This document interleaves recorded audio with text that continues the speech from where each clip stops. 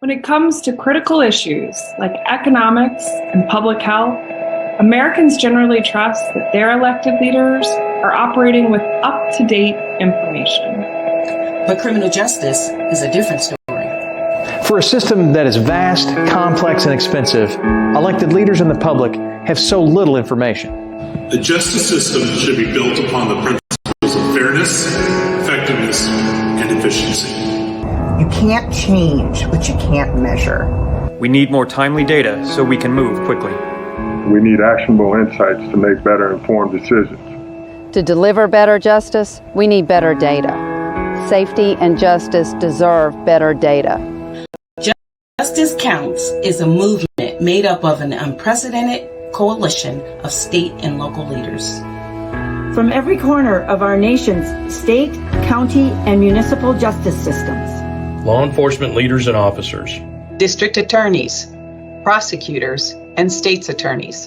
Defense attorneys and public defenders. People who care. Mothers, fathers, families, and children. We are committed to improving how data is used to understand and guide our justice system to dramatically improve people's lives. And dramatically improve the safety of our communities. We are ready to be part of the solution. Justice Counts is a belief that a better justice system is possible. A justice system that is fair, effective, efficient, and person-centered. A better justice system is possible. Safety and justice deserve better data. My community counts. My community counts. People count. People count. I count. I count. Justice counts. Justice counts. Justice counts. Justice counts. Justice counts. Justice counts. Justice counts. Justice counts. Justice counts. Justice counts. Justice counts.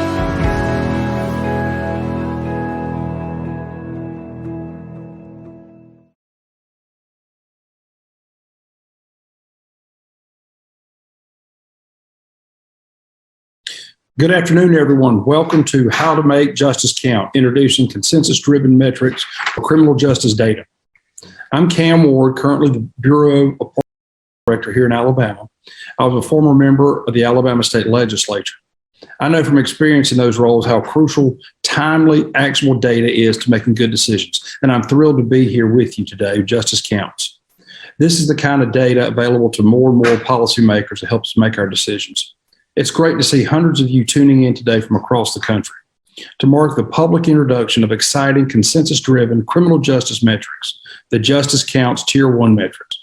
As many of you attending already know, Justice Counts is a bold, nationwide initiative that seeks to strengthen states. And today, you'll hear from more about Tier 1 metrics and how they from the policymakers in the criminal justice field, like me, on their feasibility and utility in our day-to-day roles as decision makers. Today's event is hosted by the Office of Justice Programs Bureau of Justice Assistance, or BJA, and the Council of State Governments Justice Center. You'll also hear some exciting new opportunities that BJA is offering to support states in participating in Justice Counts. Before we dive into the conversation, I want to share two quick housekeeping matters with you. First, we encourage you to join in today's discussion with comments or questions. You can do this in two ways: on social media using the hashtag JusticeCounts, or in Vimeo, comments at the bottom of the screen. Our team is standing by ready to respond. Finally, a recording and a transcript of today's event will be made available on Justice Counts website in the coming days. We have a great program lined up for you today. I can assure you of one thing. Over the course of the next hour, you're going to hear the word data a lot and over again. But remember this, when we say data, we're not talking about data, we're talking about people. When we say data, we're talking about information that policymakers need to make informed decisions. When we say data, lead to public accountability and strengthen public safety. At the heart of Justice Counts, our goal is to ensure that every person's journey through the criminal justice system is captured instead of falling through the cracks. We want decision makers to have the full picture of the real people on the other end of those decisions. We want to make sure people count. To illustrate this, we're going to have a full video by remarks from Principal Deputy Assistant Attorney General of the United States, Amy Solomon. She leads the Office of Justice Programs, Department of Justice's principal funding, research, and statistical component, overseeing about $5 billion annually in grants and other resources to support state, local, and tribal criminal and juvenile victim services programs. Before she was appointed to lead OJP, Amy was Vice President of Criminal Justice at Arnold Ventures, where she launched and led a corrections reform portfolio. The new investment portfolios aim to transform the culture of prisons, spark a fundamental shift in focus of community supervision from catching failure to promoting success, and expand economic opportunities for people with a criminal record. Prior to joining Arnold Ventures, Amy served 7 years in the Obama administration as Director Policy for OJP and as Senior Advisor to OJP's Assistant Attorney General. Amy was also Executive Director of the Federal Interagency Reentry Council, a cabinet-level body established by President Obama and comprising more than 20 federal agencies. She worked to shape, launch, and implement a broad range of domestic policy initiatives focused on criminal justice reform. She's an incredibly skilled and effective litigator and leader who has spent her career championing civil rights, data, and criminal justice reform. Amy Solomon, Principal Deputy Assistant Attorney General, we welcome you. Good afternoon. I'm very pleased to welcome all of you to today's release of the first set of Justice Counts metrics. Today's event is a culmination of months of hard work from so many partners to develop criminal justice metrics that can be adopted and used by jurisdictions across the country. I'm thrilled that we have reached this important stage of this exciting initiative. The demand for timely, reliable, and actionable data in the public safety sector has never been greater. For far too long, the narrative around crime and justice has been driven by incomplete, sometimes misleading, and often inaccurate information. Agency leaders, legislators, budget officials, and criminal justice professionals have been forced to make critical decisions in a vacuum. When those decisions fail to hit the mark, we risk compromising the safety of our communities and losing the confidence of those we're entrusted to protect. One of the biggest challenges we face is getting information into the hands of those who need it, when they need it. Much of the data that we have about public safety, information about arrest rates, jail populations, and probation and parole, is often months, if not years old.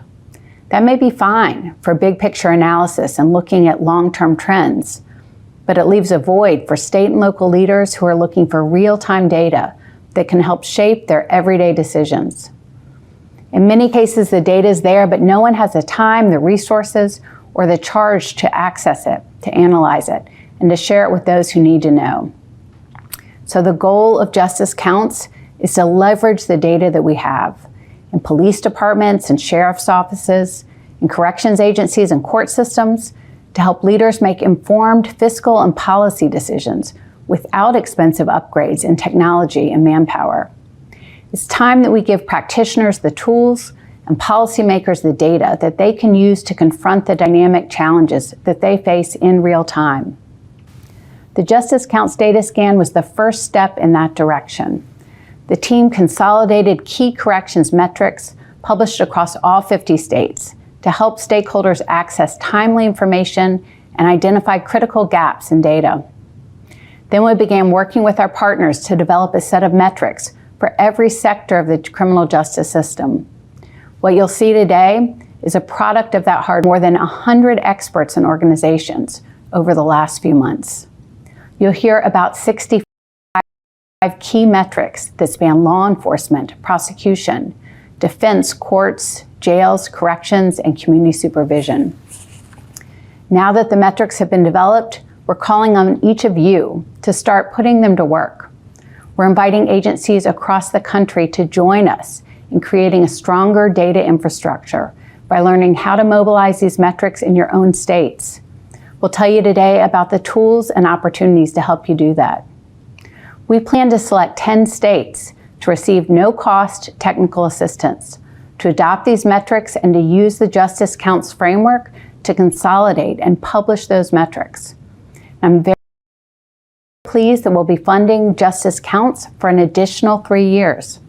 That funding will allow us to support grants and technical assistance to an additional 15 states. Our ultimate goal is to take this initiative to scale. Our hope is that all states embrace the vision of a criminal justice system whose actions are grounded in evidence and informed by real-time data. I want to thank all of our partners for bringing us this far and for positioning us forward. A special thanks to the Council of State Governments Justice Center for managing the many pieces of this initiative, and to Chief Justice Boggs for his outstanding leadership as chair of the steering committee. A big thanks as well to BJA Director Carlton Moore and the amazing team from the Bureau of Justice Assistance for their leadership and support. And finally, thanks to all of you for your commitment to making data central to justice system decision-making. Justice Counts represents a significant step towards achieving this long-sought goal. I'm grateful for your contributions, and I look forward with excitement to where this initiative will take us. So thank you all, and we will now hear from Dr. Heather Tubman-Carbone at BJA and our Justice Counts partners, who will introduce the metrics and the resources.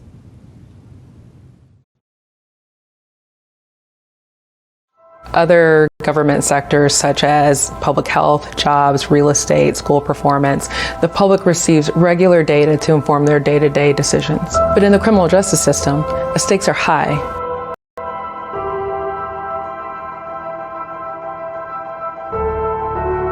People's liberty, their freedom are at stake, as well as the safety of our communities and our neighborhoods. And yet, the entire system seems to operate in the shadows.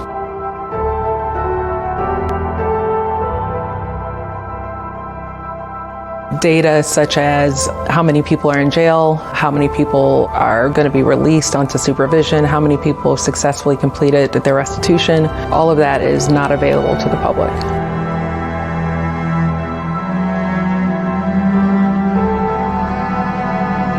Most state policymakers are unaware of how many people are arrested or in jail, though this data is readily available.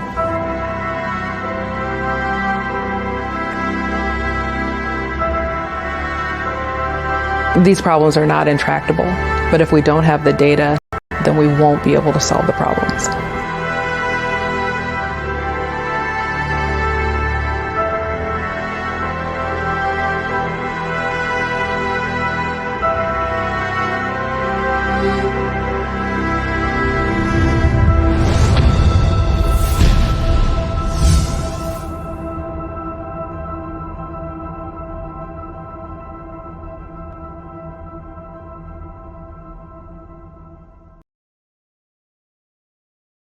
Thank you, Principal Deputy Attorney General Solomon, and thank you to everyone for taking time out of your busy schedules to attend today's event. It is an exciting time for Justice Counts, for everyone involved in the initiative and for the field.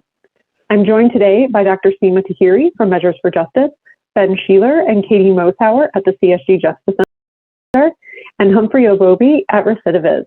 At our January launch event, we told you about a problem. We told you that we all want a more fair, effective, and efficient justice system, but we need better data to ground our decisions. We also said that while no single agency created these challenges, we can work together so that every agency is a part of the solution to deliver better data for improving safety and justice. And we promised to develop a set of metrics that agencies can use to provide consistent, timely, and actionable data to policymakers. Today, we want to share with you the first set of Justice Counts metrics, which has been in development for more than a year. Shortly, you will hear about the development process, the metrics themselves, and the tools and resources that we will begin releasing today to help agencies use the metrics. Justice Counts is a partnership between the Bureau of Justice Assistance and the CSG Justice Center. Part of BJA's job is to support strategies and tools to build agencies' capacity across the country. We develop Justice Counts to provide states and agencies and localities therein with guidance to make criminal justice data more accessible and useful for policymakers in your state and tools to put them to work. We are proud to partner with the CSG Justice Center, a membership association of the state leaders from all three branches of government, to co-lead this initiative. And this initiative is bigger than us. There are 21 national partners backing Justice Counts. 14 partners are associations or groups representing stakeholders in specific sectors of the criminal justice system or state and local policymakers with oversight of criminal justice agencies or systems. We also are joined by 7 research, technical assistants, and technology partners who have lent their knowledge and expertise to building the Justice Counts metrics and tools. Since its inception in 2019, Justice Counts has been envisioned as a comprehensive effort to improve the availability and utility of criminal justice data policymakers. A key component of this vision is the identification and development of a set of consensus-driven criminal justice metrics that convey critical information to state and local policymakers in a timely way. After more than a year of work involving many organizations and individuals, we are excited to release the first set of those metrics today. As Heather pointed out, Justice Counts brings together a coalition of elected leaders and staff from 21 partners, including Measures for Justice and Recidivists, and many of others who you'll hear from today. National Steering Committee of 27 state and local leaders who advise and counsel the direction of the metrics. We also engage 7 issue-specific subcommittees of more than 70 practitioners, including folks from agencies and organizations across the country with experience in data and data-informed decision-making in their specific fields. And then, of course, the glue of the BJA and CSG Justice Center teams. Together, we embarked on identifying the high level and then coming this year, the weedier metrics needed to provide an overall picture of the criminal justice system across the country. We knew that agencies would come to this work with different baselines, but the ability to compare would need to be balanced with the feasibility of an agency to meet definitions and balance the utility and concision of what's reported with the need to provide enough context that would allow for fair and accurate use of what is reported. 1,200 metrics that could possibly be useful for policymakers, and spent the rest of our 6 to 8 months from there identifying what could be most feasible while maintaining utility for agencies that they could start reporting today. That led us to the Tier 1 metrics that you now all have access to. So these metrics, as I mentioned, cover 7 specific sectors within the system, from law enforcement to release to supervision, and will be shaped further as we move forward by 3 additional groups. Those will be focused on victim services, behavioral health, and reentry. So here we see the 6 categories that drove the creation and development of the Justice Counts metrics.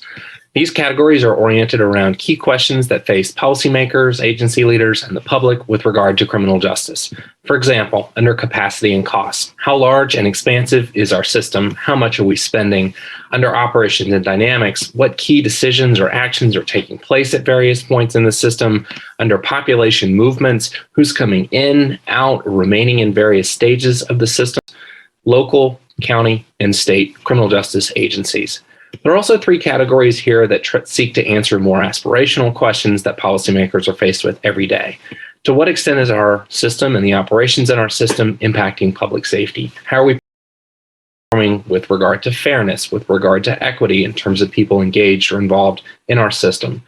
So again, these categories really drove and oriented the metrics. They provided a framework for our 7 subcommittees, again, that involved leaders and practitioners from across the nation, our National Steering Committee, and our project partners as we sought to refine the metrics as Seema outlined. So applying this framework, we ended up with about 10 metrics per area within Tier 1. So as you can see here, again, those 7 areas are law enforcement, prosecution, defense, courts and pretrial, jails, prisons, and community supervision. So really the system from beginning to end. When you apply the 6 categories that we just talked about, you end up with a matrix like this one that allows you to look on multiple dimensions. So for example, if you wanted to look at population flows across the system, you can do that. You simply look in the populations category, and again, it shows you the number of individuals or cases coming into contact with agencies in each of these sectors across your criminal justice system. Conversely and relatedly, if you wanted to look at a single area of the system or aspect of the system, such as courts and pretrial, you could look at all of these categories for courts and pretrial operations, how much they're costing, what's happening in those areas, their impact on public safety, how they're performing with regard to equity and fairness, etc. So worth noting here that while there are only 10 metrics per area, they are leveraged by multiple data points within those operational areas. It's typically around 40 individual data points that drive the Justice Counts metrics within each sector. So while many of the metrics rely on only one data point, some of them rely on multiple. For example, if we look at equity metrics, those are broken down by different categories of race or ethnicity, and so they require multiple data points. Again, these metrics were built with feasibility and utility in mind, so that feasibility was really important in terms of considering what agencies were actually able to do based on the data that they currently collect. So here we see the Tier 1 metrics that we're releasing today in their totality. Again, around 65 metrics we see here within Tier 1 and outlined by those categories that I just talked about: capacity and costs, populations, dynamics, and then other categories around public safety, equity, and fairness. Again, these are the result of more than a year of work by a ton of people and agencies, and we're really excited to release them today. Now we're going to quickly walk through the metrics within each area, and we're going to hear from leaders and stakeholders in the field about why those metrics are important, the development, why agencies within that sphere should consider adopting these Justice Counts metrics and the tools and resources that are associated with them. When we're done with that, we'll turn things over to Katie Mosauer with our team to talk about the tools and resources being developed and released as part of Justice Counts today.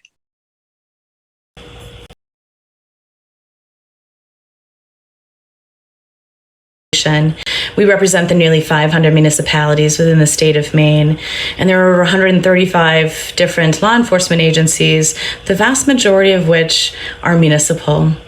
However, the sizes of those municipalities and agencies is very widespread, as well as their access to local resources. So one of the key pieces of the Tier 1 metrics that we wanted to achieve was to provide some sort of level that any agency, regardless of size or administrative staff, could report on in a timely way. Our legislature has very little data that is from the local level data and federal data, and they're often making policy decisions either based on old data or data that is not even associated or reflects the actual pressures within our community. This is really, really important, and it's a challenge to collect some of that pressure data, though it can be told anecdotally, and those stories are extremely powerful. We'd also like agencies, if they are looking at these pieces of data and decide that they want to participate in this effort, to be asking, what does that metric say about the pressure within my agency? And are there additional metrics that maybe advocates and legislators need to see to tell that story in a better way? That us advocate better, but it also helps, hopefully, them make better decisions about reform and where they're putting investment or also taking away from local investment, to make sure that they're taking away from places that are not going to be disproportionately impacting other communities in other ways. So this is really important for us, and we're delighted with this launch and grateful to be a part of it, and hope that you will find that timely localized data will also be powerful within your communities to help you tell your stories.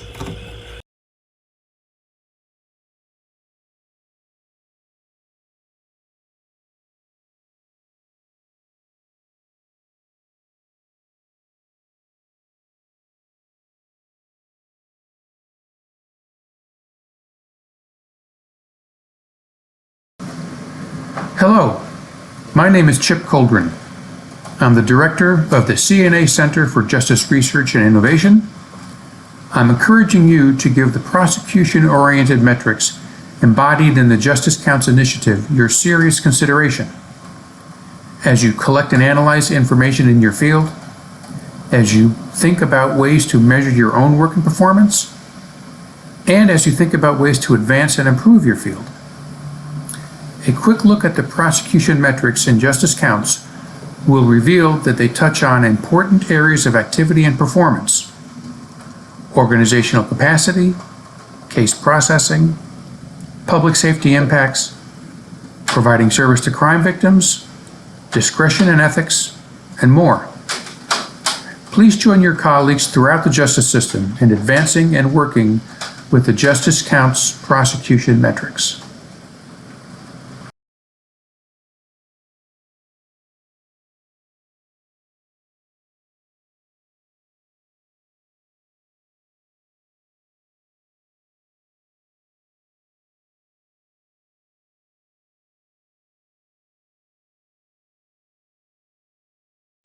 Hello, my name is Bernice Corley. I'm the Executive Director of the Indiana Public Defender Council.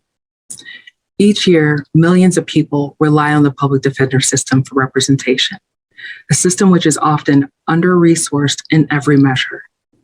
In order to give meaning to the right to counsel, it is important that defenders and allies to this constitutional right champion its cause. The use of data is critical to inform funding requests, to analyze the performance of any indigent defense program, or even an individual attorney. The Justice Counts measures for indigent defense were developed by experts in the field. The measurements will empower programs around the country to advocate for resources, as well as building public trust through self-examination and reporting. I encourage you to use the Justice Counts measures, and I will advocate the use for them in the state of Indiana. Thank you.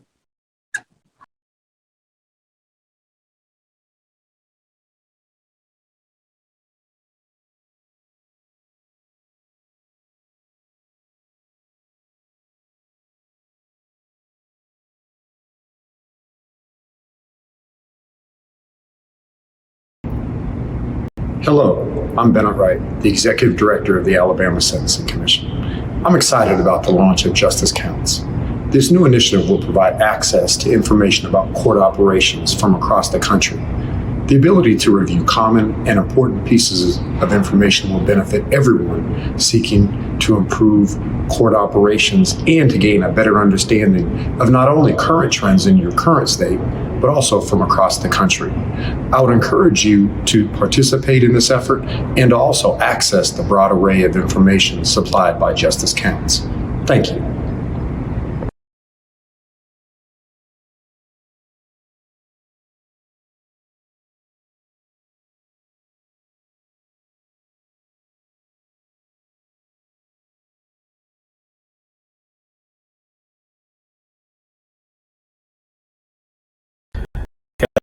Lee, Jail Commander, Clackamas County Sheriff's Office.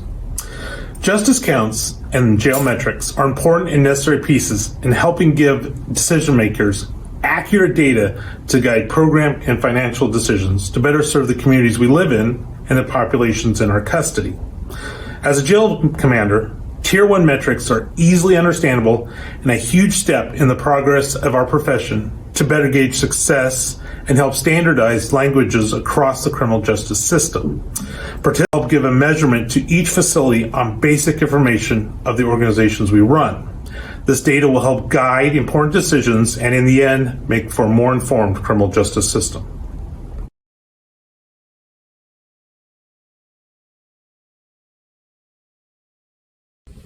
Hi everyone, I'm Beth Skinner. I'm the Director of the Iowa Department of Corrections, and I'm happy to be here today to talk about the Justice Counts initiative. I will tell you over the last 20 years, working in corrections and research, that we've had lots of starts and stops in terms of building consensus around measures and operationalizing those measures.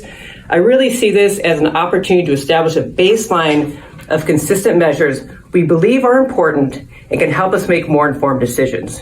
So how is Justice Counts going to change the face of criminal justice data? One, develop consensus-driven metrics, develop consistent measures we can operationalize the same way, make data-driven informed policymaking, and assisting in decisions around our daily operations.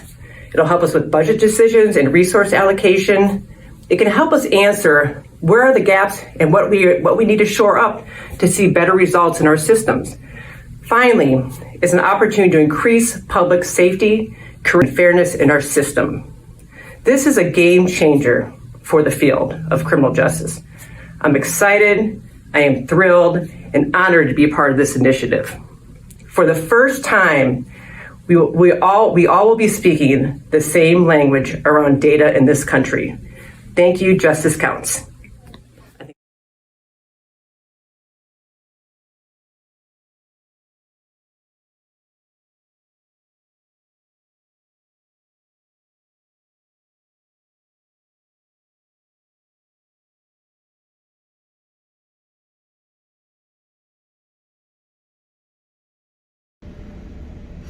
As we try to better understand the impact of the criminal justice system across the United States, one common limitation continues to plague us.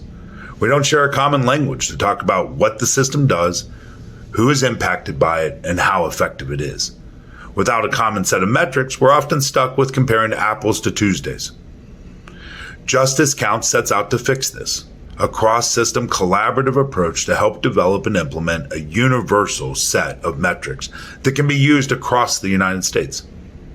Over the past year, APPA has been at the table helping to define the Tier 1 community supervision metrics.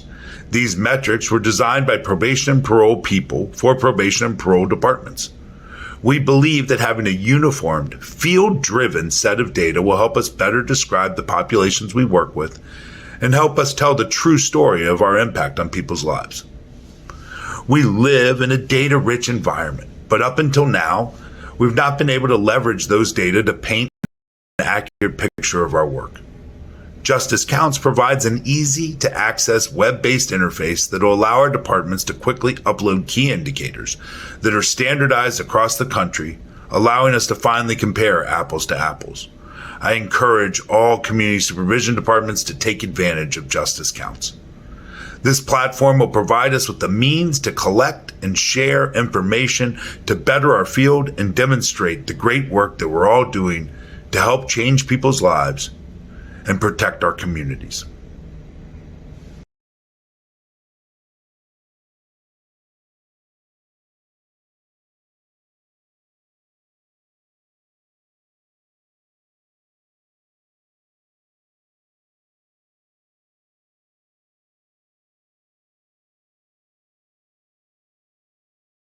Wow, it was so exciting to see the level of enthusiasm and support from leaders across the criminal justice system. Thank you all so much for helping to develop these consensus-driven metrics and for helping us bring them to the field. You can all learn more about these metrics at our website. That's justice-counts.org.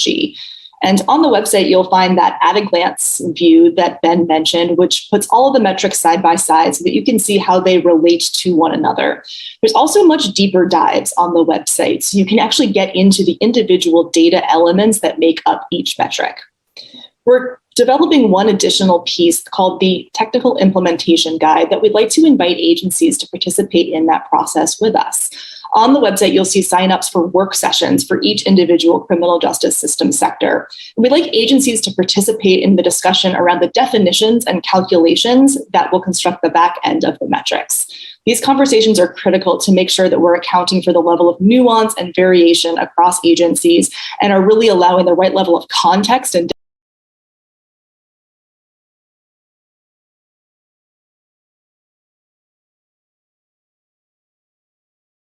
Justice Counts, but they're not all that we're bringing to bear. I'm going to turn things back to Heather so that she can talk a little bit more about the opportunities that BJA is providing for states to get involved in Justice Counts.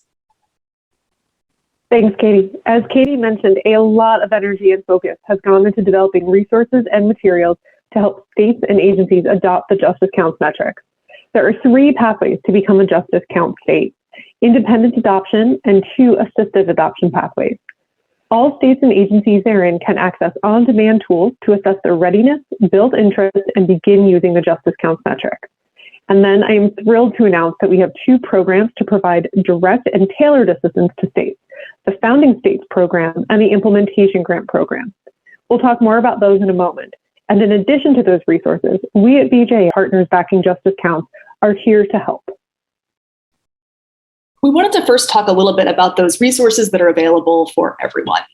You can see here on the slide, there's quite a lot of them, a big list, because we know that there's a lot that goes into making Justice Counts a reality. So on the left, there are resources that are available on the Justice Counts website. There is an assessment to help individual agencies understand their data readiness.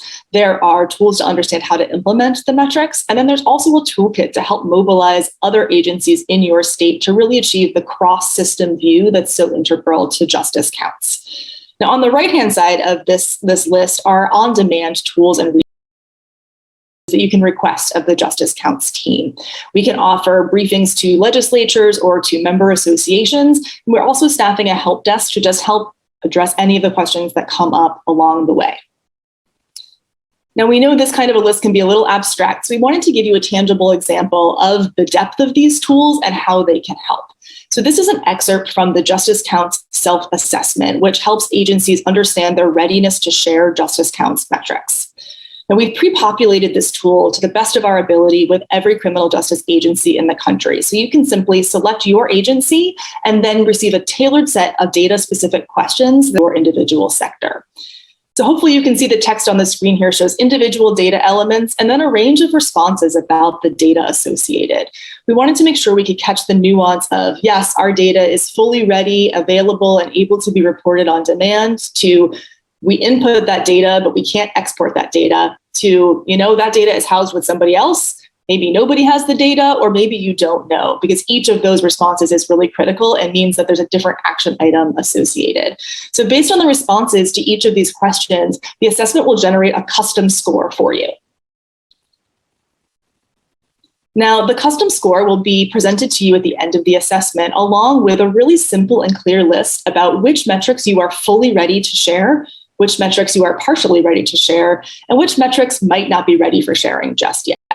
It'll also include the individual data elements that might be missing from your system, so you know exactly where you can dive in and do a little digging to help increase your data capacity.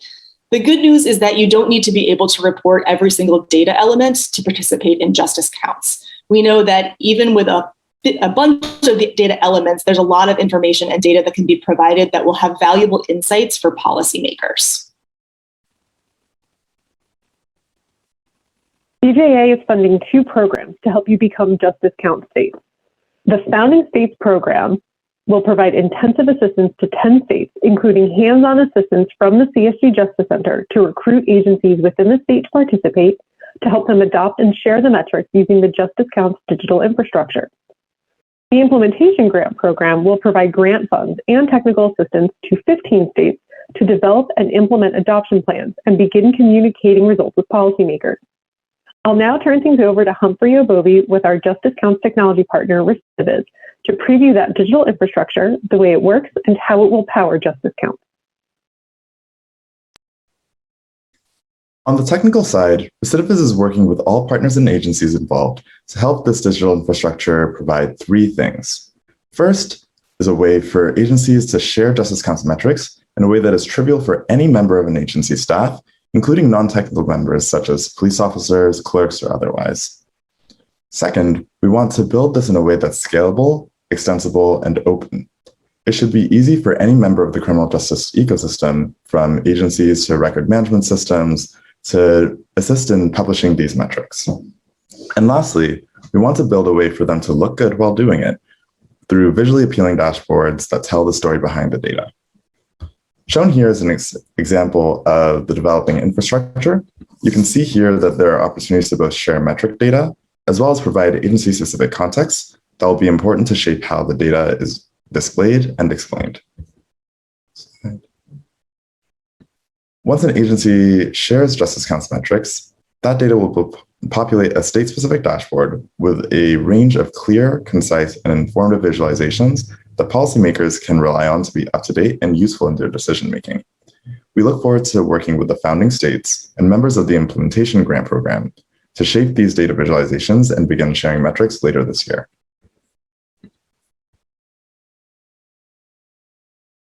Thanks, Humphrey. I'm sure many of you want to know where and how you can find more information on the TA grant opportunities that we've been discussing here. For more information on the Founding States program, please visit the Justice Counts site at justice-counts.org. To learn about the Implementation Grant Program, please visit cja.gov/funding. We will post links to both of these opportunities in the chat now so that they're easily accessible. Those who registered for this event will also receive a follow-up email including links to these sites. And now it is my honor to turn things over to Director Ann Precythe to facilitate 2 panels with leaders and experts from the field. Director Ann Precythe has led the Missouri Department of Corrections since early 2017. She's the current president of the Correctional Leaders Association, a Justice Counts partner, and a member of multiple national boards and advisory committees, including the National Institute of Corrections. It is my honor and pleasure to introduce Director Precythe and the members of our panel.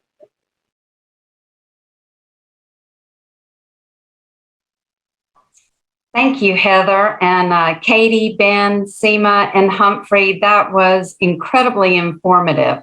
And I think it really sets the stage for what we want to talk about now. You know, it's amazing to think about how expansive the Justice Counts Coalition is and how much expertise went into developing these metrics. What I really want to do now is dive deeper into how they were developed and then how do we plan to utilize the data. Today, our first three panelists each serve on the Justice Counts subcommittee of these metrics and work directly with criminal justice data in their day-to-day work. With us first is Kelly Lynn Mitchell. Kelly's the Executive Director, Robina Institute of Criminal Law and Criminal Justice at the University of Minnesota. Welcome, Kelly. Second with us is Abdul D. Pridgen. He's Chief of Police in the San Leandro Police Department in California. Abdul, we're glad to have you today. And then finally, we have Kashif Siddiqui, Director of Fiscal Operations with the Middlesex County Sheriff's Office in Massachusetts. Welcome, Cash. We're glad to have you. So, Kelly, I want to start with you. What makes this approach, as embodied by the metrics, new and different? Well, a couple of things. You know, first of all, Justice Counts is really here to lean into the utility of data to help policymakers make better decisions. You know, oftentimes states have a lot of data on hand. They just don't necessarily produce it on a regular basis or put it in a single place. And so when you really need to know the answer, you don't have access to the data. And so the goal of the metrics that were created here at Justice Counts is to help policymakers have the real-time data that they need to make policy and budgeting decisions, to help them understand what is the size and scale of their criminal justice system, to help them understand whether that system is actually effective or whether there are areas that need improvement and need changes in policy. You know, the data is built, the metrics are built around data that most systems already have. They just aren't producing it on a regular basis, or they're maybe not putting it in a central location to make it easy to access. All of the metrics here were developed by the coalition that you've talked about today. The experts from, you know, individuals, agencies, other entities that came to the table to lend their expertise to developing these metrics and helping figure out which ones would be most important for states to have on a regular basis. And they're designed first and foremost to be simple, feasible, and effective for policymaking. I think those are great points. Thank you. Cash, so based on your experience, would your agency have had the data readily available for these metrics? I mean, can you give us examples? Sure, yeah. I think the data is definitely available in our agencies, and, you know, a lot of agencies around the Commonwealth of Massachusetts, but around the country as well, are tracking a lot of the metrics, which is what's great about the Justice Counts metrics and how they've been developed. They've been developed with feedback from practitioners. And I think that is what makes this metric, the Tier 1 metrics, stand out, is that they've taken into account the importance of what people and what jails and what systems are capable of tracking and leverage that information into these metrics. So these data are absolutely available. And, you know, we utilize these data in a number of ways, including our admissions and the average daily population. Some of the things that the metrics will show are incorporated into what we do on a daily basis, right? Data that we have to report to the State House, data that we have to provide to external partners that we have. So a lot of the work that we do on a day-to-day basis, jails around the country are doing on a day-to-day basis, are the same exact metrics that you're seeing here in this first tier. Interesting points. Kelly, I want to come back to you to sort of set the stage for us. So when we think about the criminal justice system and how expansive it is as a whole. So many different areas of work. You have state, you have county, you have just a multitude of areas. Can you talk to us about how Justice Counts started? Where did you begin in identifying and developing the initial set of metrics? Yeah, these metrics are really a combination of research and experience. So the Justice Count staff did extensive literature reviews to sort of bring to the table, what type of information did state and local agencies typically have available. We also talked to people in the field to figure out what do you wish you had available? Because we didn't want to build metrics that were just sort of what was already there. We're trying to improve the system and make better decisions, right? So we also needed to have some stretch goals in there to think about, well, what should be there as well as what's already there. So starting with that research, we then brought a sort of a starter list of metrics to the table. The people on the subcommittee, the people who served on the subcommittees, actually then added to that list. That was the worst part because we wanted more, not less. So we added to the list. And then we kind of had to go through and start to wrangle, for those, what should be on the list and what shouldn't be on the list. And we all had an opportunity to put our knowledge on the table, to bring real examples into the decision-making process about how this might be helpful and how that might be helpful. Like, what does the legislature need to know when they're figuring out how to fund prisons? What does the prison need to, what do corrections officials need to know when they're trying to figure out where to put their resources? So all of those things came to bear, and eventually we whittled it down to what we really thought were the most essential things. And it was a consensus-based process to get to that point. So starting with research, adding a lot to the table, talking it through, and reaching consensus. That was really the process that got us here today. Fascinating, because, as a corrections leader, I know how protective we can be of our data and wondering what could happen to it when it gets out there. So it is a real education piece. So you all did yeoman's work to get to the points that you did. So that's great. Abdul, I want to shift to you for a second. And, San Leandro is a relatively small workforce. Talk to us about how you plan to use these metrics. So thank you for the question. So with the goal towards making good criminal justice decisions based on data and experience, the Justice Counts metrics helps me as a chief and our city council. So for the city, this can help our city council answer important budget allocations, staffing, and other resource questions. These are data that policymakers already regularly ask for to make measured decisions, and we want them to have the data in the most comprehensive and consistent manner possible so they can make decisions with better information. So it's helpful for us to, one, already have this data ready, available, and accessible, and to have them in a clear and easy to understand form. Because at the end of the day, we want to be able to make fair comparisons between agencies. So we're comparing apples to apples and not apples to oranges. That is so great. And, hearing it on a smaller scale compared to a larger state scale, it's a very similar translation. So thank you for that. Cash, I want to end with you by just kind of helping you show us what is the next step. So looking ahead, how can we build on this initial set of data to paint a more nuanced picture of the system as a whole? Sure. That's a great question.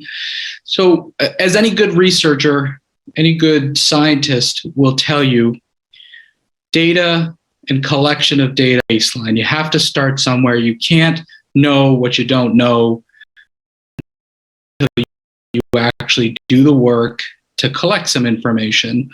Now, at the Middlesex Sheriff's Office with Sheriff Katusian, we are very proud of where we are with our data and our data collection.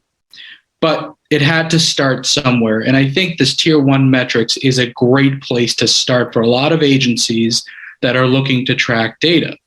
Now, where we go from here, Director, is trying to get the data to answer more nuanced questions. trying to understand more subtle trends within your system, within your facility, within your state, and so on and so forth. And I believe that Tier 2 metrics are going to be able to tackle those things. But one of the great parts about Tier 1, it establishes a baseline that everybody is working with, that everyone is looking at the same metrics and tracking the same information. And then Tier 2, those agencies with more resources or different areas of expertise can really answer those subtle, nuanced questions that are necessary for our criminal justice system. That's great. I think you've definitely helped set this tone, all three of you, for the importance of data and really making justice count with identifying these key metrics. I'd like to thank all three of you for being here today and sharing your perspective and helping us understand how metrics came about. And I'd like to invite the people on the call to stick with us for the second panel, because now we're going to talk about what's possible with better data. So thank you all for being here, and everyone else, stay tuned. All right, so thank you to our panelists for that great discussion that we had. I'm really impressed with the efforts made by the steering committee. I know it took some time and was some really extensive work, but it's exciting to see us moving forward. You know, listening to the panel, it really started I really started thinking about what are the next steps. So now that we've identified the metrics, how do we put them into play? Once we've implemented them, what does it mean to have current, up-to-date, timely, accurate data? How can we use it to inform our policy decisions moving forward? So, I mean, another simple way to look at it is, how will justice count? The next group of panelists that we have with us are all members of the Justice Counts National Steering Committee, and they each make policy decisions using criminal justice data in their own day-to-day work. So let's talk about policy possibilities that can result from timely and accurate data. I'm sorry to say that Abigail Jasinski is not able to be with us. She's a Deputy Director of Policy in Governor Bill Lee from the great state of Tennessee. She works closely with him and all the great things happening in Tennessee, and we're going to miss her this afternoon. We do, however, have Justin Fortner, who is the Chief Administrative Officer of the Indiana Supreme Court. Justin, we're glad to have you. And then we also have Nicole Sullivan, Deputy Secretary for Analysis, Programming, and Policy with the North Carolina Department of Public Safety. And it is very good to see my dear friend from the great state of North Carolina. Welcome, Nicole. So I want to start this panel with a simple question to Justin. Talk to us about the biggest challenge that you face in finding and then utilizing criminal justice data. Hi, Ann. Thanks. I'm glad to be here. The question is simple, but I think the answer is in the question. The challenge is finding it. We have finally in Indiana one statewide case management system. It's taken us 10 years to get all of our courts on one case management system, which is tremendous. Now we can get snapshot data statewide on criminal justice cases, but we still have 26 different jail management systems. We have 3 or 4 different supervised release systems for community supervision. Child Services has a system. Mental health has a system. So the same data points on the same individuals are scattered across those systems, and trying to connect them as dots for a policymaker is incredibly challenging. Even when we have the actual data point itself, it could be in 5 or 6 different places. And then our next challenge is making sure that we know what it means. Once we have that data point, is it defined the same from one data system to the next, so that we can actually compare apples to apples, and we're not looking at apples to oranges, or sometimes I'm stuck saying that's apples and dump trucks. We're a totally different universe. So the biggest challenge is finding it and actually being able to use it. Those are great points. And I think it's important for the people on the Zoom to understand that it's not one unified system, but that is the ideal dream that I think we would all love to see one day. So Nicole, let me shoot to you. Why are the metrics that are across all these systems that Justin described, why are they important to the criminal justice field? I mean, why now? Oh, that's a great question. And it's really good to be with you and to be on this panel and have this conversation with everyone. I think the biggest thing really, and Justin was touching on it, I mean, it's about getting really good baseline data that's research-based. It's practical. We can get to it. We can use it. People have it. We're just not able to share it, and we're not able to utilize it to make decisions. And so I think this is kind of the first time this is being done. And so it's going to be really important that we're able to get folks to utilize this data, but it has to be easy to use. And again, combining these elements together in a consistent way is really going to move the field forward in terms of being able to do the work and to share information and really to tell the story, because we actually just need to tell our story better. We need data to do that. That's a great point. And I know you have a little experience about highlighting data during COVID and what that meant. Do you want to just talk about the benefits there? Yes, it was really important during COVID that we were still able to share information. And again, that situation was so dynamic and changing all the time. So data was the way that we were able to figure out how we needed to manage our system, manage what we were seeing, manipulate in terms of where do we have folks, where do we need resources, where do we need staffing? And the data really helped us to do that so that we could do a better job of mitigating that risk, continuing to provide some level of service in our facilities, but we were always having to pay attention to those metrics and kind of keep. Right. So let me ask you, as a leader in the executive branch, and you're responsible for making policy decisions in North Carolina, tell me the benefit of having timely and accurate data from a local or county system or even the court system. I mean, how can that help you shape policy? Now, that data is really important coming in on what I would say the front end, right? I mean, so we're getting that information and we're then able to use it to do kind of projections. That's how we do it here in North Carolina, is we get a lot of information in our projection process that looks at local arrests, it looks at local decision making, and then from there, we're able to plan better, look at our resources, kind of figure out what we need to do. And then that's going to help some of our service providers as well. So everyone needs that data to plan. We need it for beds. We need it for resources. We need it for staffing. And we use it in those ways. But also, it just really helps to connect all of the partners together so that they can do better planning on the back end. Sounds like it could really help reduce a lot of duplication, because everybody's trying to fill a gap they think exists when really someone else could probably do a better job at it if we knew what we needed and where the resources were. Exactly. Yeah, so Justin, let me shift to you, because you come at it from a different perspective, being with the Supreme Court. How would better data practices or access impact policymaking in your field? I mean, I think probably in the same ways that Nicole talked about, just obviously a slightly different field. I mean, we look at our court case data to make sure that we have the right resources in the right places, that we're treating the right cases with the right amount of time, that the right people are getting the right outcomes. So we obviously, we're looking for the same predictive data points that sort of let us see around to be, the next legislative session 10 years down the road, where do we need to have courts and policies in place? But then we work really closely in Indiana with our other two branches of government on a lot of different initiatives: mental health, problem-solving courts.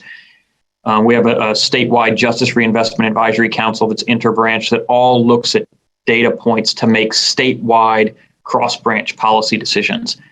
So being able to pull that snapshot data, as legislators, the executive branch, they look to us, at least in the courts, as having kind of that frontline premier grade data. So they look for it, they ask it to make any of their decisions. And the better we can provide it, the faster, the clearer, the better off we all are. You know, I think it's interesting. I'm going to ask both of you just to talk briefly. Justin, you first. You mentioned the legislature, and I think that is really key because we know that the legislatures are responsible for shaping state policy, and we're responsible for implementing in the executive branch. But how is it beneficial for them to really understand good data that's accurate and today as they shape the policies and the statutes for the states?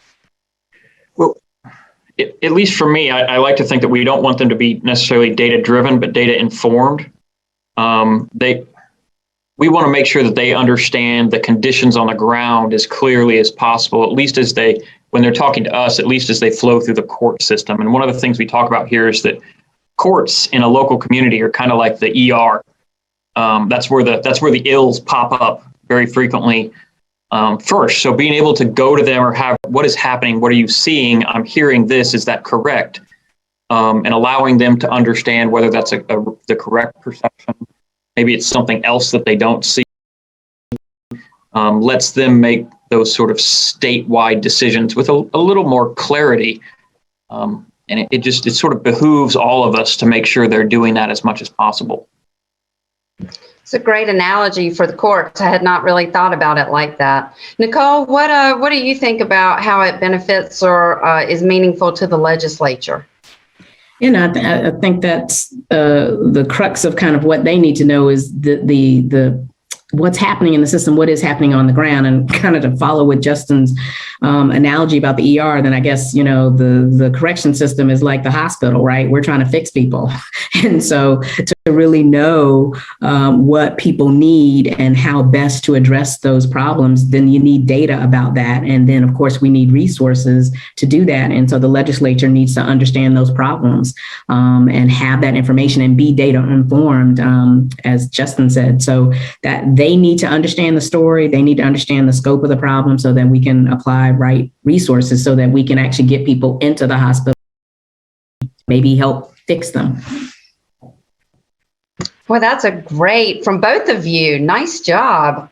Because, you know, people just don't think about the criminal justice system from a data standpoint, but we know that people today rely on data for funding, for all kinds of expansion and different things. I think you all have done a super job highlighting just how important data is to stakeholders, policymakers in this. So much for taking your time. I think this has been a great discussion. I'm excited to see where we go from here and what states continue to build out and be able to share among each other, but then also to be able to share within their own systems. I think having a data-driven approach is going to make us achieve greater success in all of our states and utilize funding in much better ways. So with that, I'm going to turn it back for closing. Thank you.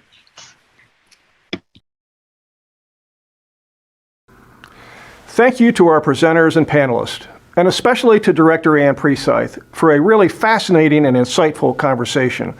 And thank you to all of you who have tuned in. I'm Tom Stickrath, Director of the Ohio Department of Public Safety, and I'm honored to be here today to close out this exciting and informative event. A few quick notes before we sign off today. The Justice Counts metrics we discussed today are all available now on the Justice Counts website by visiting the page listed. And you can view all the metrics or navigate to your sector in more detail. This page also includes many of the resources we mentioned during today's presentation, including the online self-assessment that Katie highlighted, as well as the opportunity to sign up for forthcoming work sessions on the technical specifications.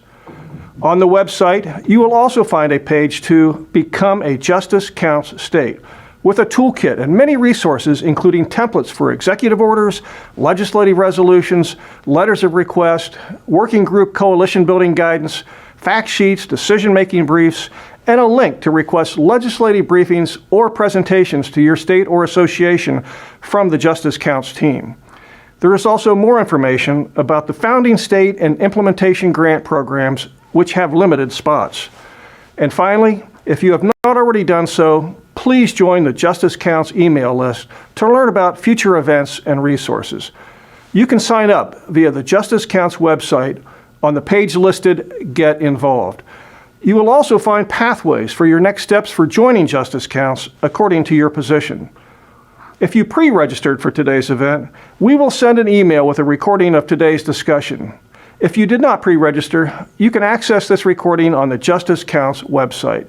Again, that is justice-counts.org. If you could, please take a minute to tell us what you thought about this event. A survey link is available now on social media and in the Vimeo chat. This will also be delivered to you by email if you registered for this event. We value your feedback, and it will help us improve our event. And with that, thank you again for joining us today. It has been a pleasure being with you all. Stay safe and have a pleasant week.